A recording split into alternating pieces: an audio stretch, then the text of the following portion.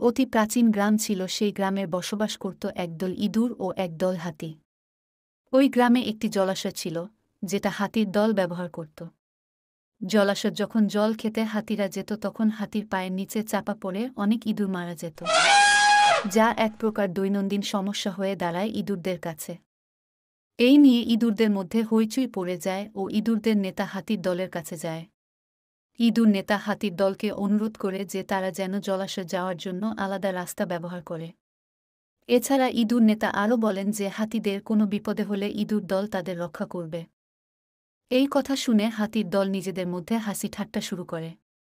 হাতির নেতা বলে, ওরে ছোট ইঁদুর, তোরা আমাদের রক্ষা করবি, আমরা বনের রাজা বাঁচতে চাইলে এখান থেকে পালা। এরপর কেটে গেছে বেশ কিছুদিন। হঠাৎই একদিন ইঁদুর দল শুনতে পায় যে হাতির দল বনের মধ্যে চোরা শিকারী দলের ফাঁদে পড়েছে। এই কথা শুনে ইঁদুর দল চলে যায় হাতিদের সাহায্য করতে। ইঁদুর তাদের ধারালো দাঁত দিয়ে আটকে পড়া হাতিদের জাল ও দড়ি কেটে দেয়। ফলে হাতিরা মুক্তি। এরই সঙ্গে হাতের দলের নেতা ইঁদুরদের ধন্যবাদ জানায়। এরপর হাতির দল বুঝতে পারে যে আকারে ছোট বলে তাদের উপর হাসলে চলবে না, কারণ প্রত্যেকেই ঈশ্বরের দ্বারা কোনো না কোনো আশীর্বাদ নিয়ে পৃথিবীতে এসেছে।